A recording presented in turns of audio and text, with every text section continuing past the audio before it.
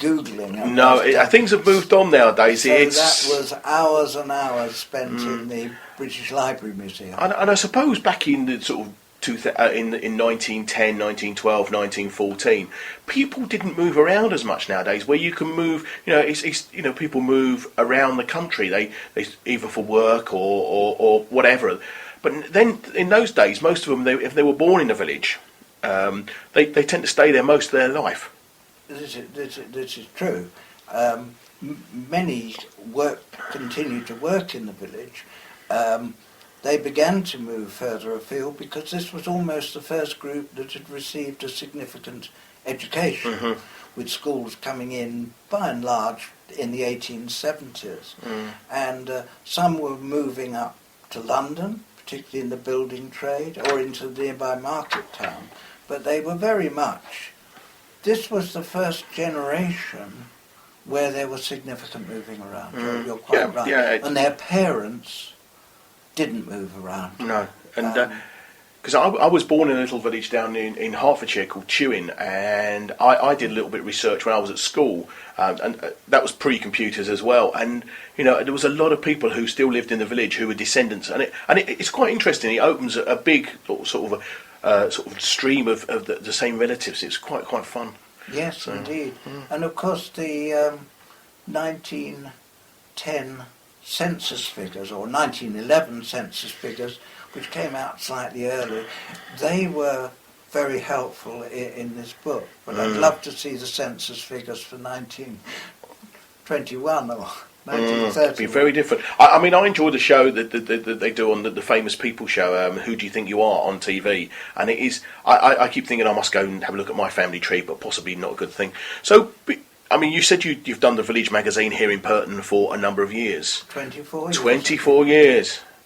Yeah, that's a long time, and that sort of doing that every month is quite a time-consuming thing, I guess, isn't it? Well, it was, and of course it was my original intention some 10, 12 years ago, was to write about one of the 30 men on our village war memorial each month.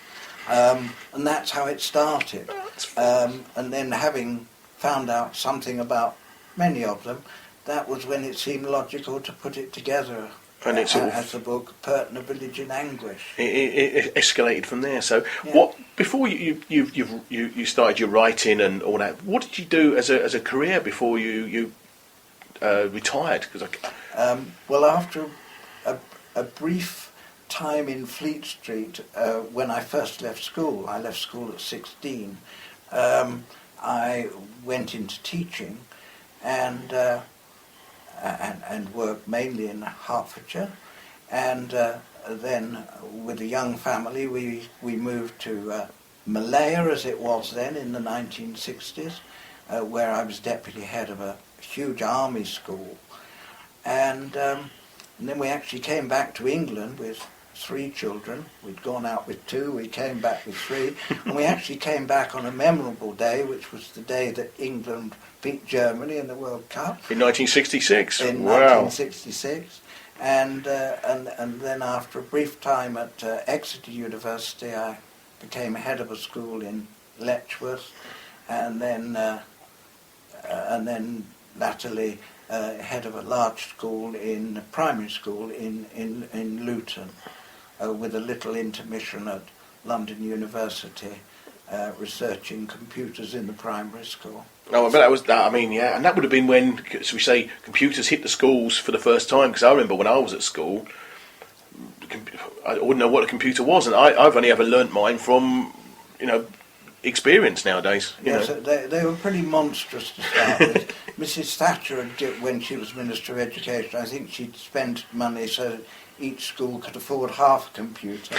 But I think most of us cursed the day because the programmes were totally irrelevant, and that's why they didn't catch on in primary schools for a long time, because the programmes were very poor. But it grows, and of course it's now a major part of education. It's a major part of life, I think. I mean, I remember seeing Ernie when it first started, which was early 60s, the premium bomb machine, and it was the size of somebody's room, the size of somebody's lounge, Well, that's right. I remember mentioning to one of our granddaughters a long time ago how we'd been to Bletchley Park and the huge, great, as it were, computer there. And she innocently said, well, how big was the computer screen at that time? Yeah, which was a good question. It's great. I mean, I think the power. I mean, I think it was much more power than a sort of like a calculator in the original Ernie machine. I think, which is quite. It's surprising. I mean, that's what 50 something 60 50 years ago, isn't it? Ernie was around. Started in the I think it was early 60s, if I remember correctly. Indeed. So, I mean, getting away from your books? Who's your favourite author? Who do you read, and who inspire? Who sort of do you enjoy reading? Well, I read fairly widely, sort of fact and fiction. I read perhaps a little more critically now, and I'm slightly surprised at some of the rather mediocre novels, says he arrogantly. No, there are. I mean, the thing is, nowadays you can self-publish, and I mean, I read a lot of books, and some of them I get for free from. There's a website you can get free books from, and I think it's a way that some authors do that to promote their books, and often they give the first one away free, hoping you're going to buy the second one. And some of them I'm glad I've not paid for. We'll say no more than that, and I won't mention names or anything like that. Is there anybody every time they release a book, you think, oh, I must go and get that? Well, this would have been true of somebody like P.D. James. I hugely admire an author who writes a succession of books which maintain a high standard. But of an author that I quite like, I won't mention her name, who writes some fairly lightweight detective stories or police stories set in Venice, which is a fairly good clue. But I read one of her books that wasn't in the main series, and I thought, why on earth is this been published? Oh, there's a lot. And I read some reviews on Amazon, and I thought, well, I'm not the only one who feels like this. So somebody who maintains a high quality and perhaps doesn't try and publish too many is really excellent. But then I grew up on loving Conan Doyle and Sherlock Holmes. Nothing wrong in that. I mean, they're classic books. I mean, I remember them, and of course there are some great classic books. I mean, Harper Lee's Kill a Mockingbird, a classic book. Sadly we lost her late last year or earlier this year. I can't remember. And there's a lot of the classic books. I used to like Side with Rosie was a great read. I remember reading that at school, and obviously the people like John Steinbeck, some great books. Is there no modern authors you enjoy? No, not that come rushing to mind. No? I go into the library, as I will later on today, and see if I can find a new writer. I found recently an American writer called, fairly easy name to remember, Thomas H. Cook. Okay. And I read a number of his books, and I thought, absolutely excellent. So it's really quite exciting when you come across an author that one hasn't met before. Yeah, no, I don't know. What sort of books does Thomas write? Well, they were a slight mystery, but they were unusual. I quite like books that have an unusual setting. I'm not into sort of fantasy or anything like that, but books which are away from the mainstream, that are set in interesting places or interesting characters. But it's very difficult. I sympathise with anybody who starts life wanting to become a famous author, because how you get launched in the first place, I've no idea. There are a huge number of books, and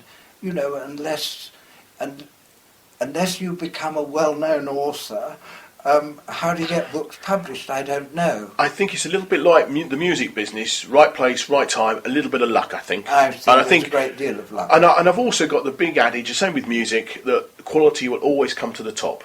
Well, maybe not immediately, but the quality will always come to the top. Well, without sounding too arrogant, maybe this is my moment of fortune. Well, hopefully so. I mean, he's a good reader. I will emphasise now. We will talk about how you can get it. You're a retired gentleman. What do you do to keep busy nowadays, apart from writing? Village magazine. We're lucky with a family. We have a son in New Zealand. We have a daughter in the Peak District in Derbyshire, and a daughter who lives in the same village with her two children, our grandchildren, whose names, incidentally, are Olivia and Eleanor, who are the two names of the main characters in my book. So there is a bit of real life in there. There is a bit of real life in it.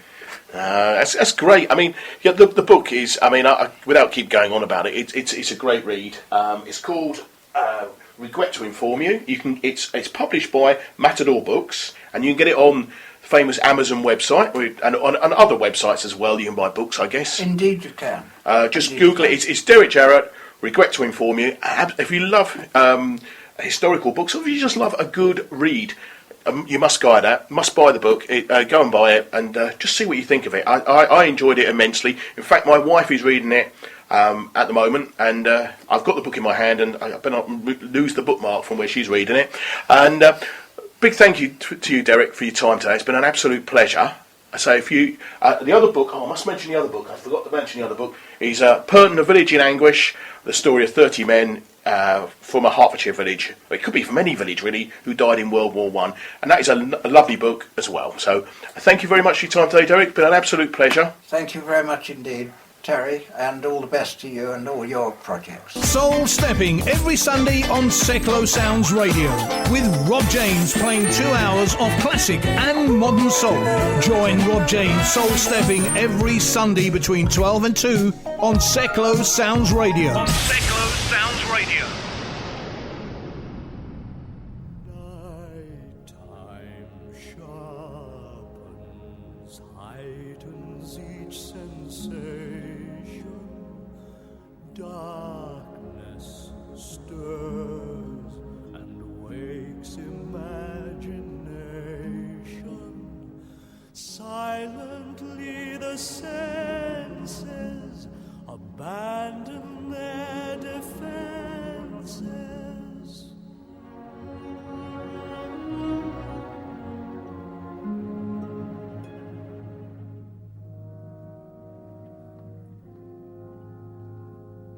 Slowly, gently, night unfurls its splendor.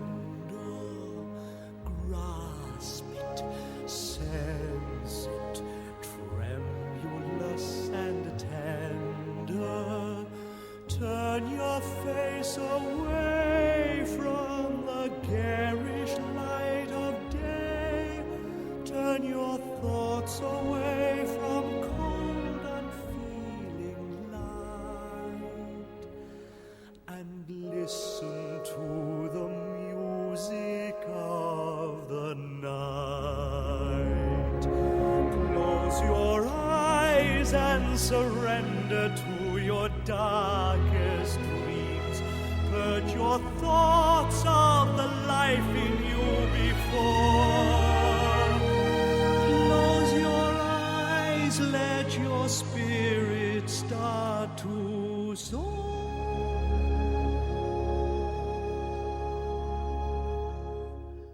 And you'll live as you've never lived before. Softly, deftly, music shall surround you. Feel it, hear it, closing in around you. Open up your mind, let your fantasies unwind in this darkness which you know you cannot fight. The darkness of the music of the night.